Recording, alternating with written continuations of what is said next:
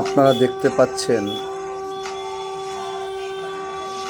মাননীয় পদ্মনাভ ঠাকুরের জন্মদিন পালিত হচ্ছে।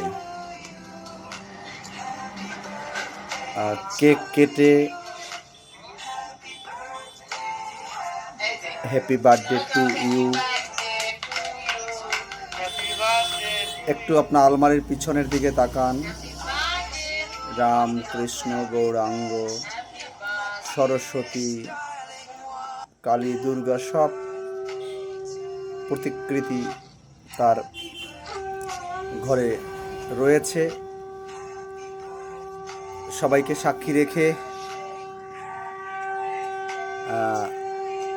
খ্রিস্টানীয় প্রথা মেনে, যদিও সুবর্ণা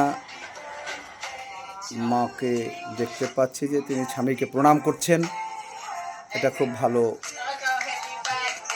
কিন্তু এখানে তিনি হ্যাপি বার্থডে টু ইউ, কিন্তু মতুয়াদের যে বিধি বিধান বা রীতিনীতি সেরকম কিছু চোখে পড়ল না। তবুও তার সৃজনশীল শতায়ু কামনা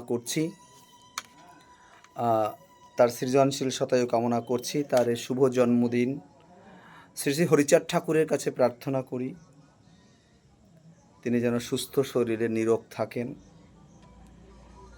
কিন্তু এদের মুখে এক কাজে এক। এখন বর্তমানে তিনি আদর্শ মতুয়াদের বিভিন্ন সময় বিভিন্ন কথা বলেন, কিন্তু তার বাড়ির তার এই যে চিহ্নগুলো আপনারা দেখতে পাচ্ছেন,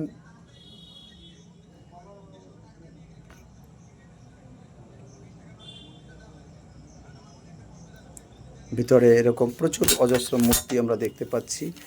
সেটা নিয়ে বিষয় নয়, কিন্তু আমি মনে করি আপনি যদি শিব দুর্গা রাম কালী সবাইকে নিয়ে থাকবেন, আমাদের কোনো আপত্তি নাই। কিন্তু মাঝে মাঝে আপনি তো ভাব দেখান, হরিগুরু চাঁদ ছাড়া আপনি কিচ্ছু বোঝেন না। আবার মাঝে মাঝে আপনারা আসলে কোনো তাল খুঁজে পাই না। আপনি আদর্শগত মতুয়া না ভেজাল মার্কা মতুয়া? আপনি হরিচাঁদ ঠাকুরের বংশধর, আপনি বলেন এটা, সীতামোড়াকান্দির ষষ্ঠ পুরুষ বলে দাবি করেন, নামের আগে আচার্য বসান, কিন্তু আচার্য তো সেই হবেন যার আচরণ ঠিক থাকবে। যার আচরণ ঠিক নেই সে আচার্য হয় কি করে?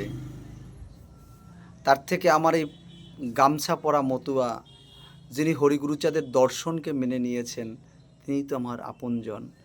যাই হোক, আপনার সৃজনশীল শতায়ু কামনা করি, আপনার শুভবুদ্ধির উদয় হোক, আপনার আরাধ্য একমাত্র হরিগুরুচাঁদ ঠাকুর হোক, এই প্রার্থনা করি। আপনার কাছে মানুষ শিখছে, আপনার ঘরের ভিতরের আসবাবপত্রের মধ্যে যা দেখতে পেলাম তা সত্যি একজন মতুয়া অনুসারী হয়ে লজ্জা পেলাম। তবু আপনার সৃজনশীল শতায়ু কামনা করছি। জয় হরি বল।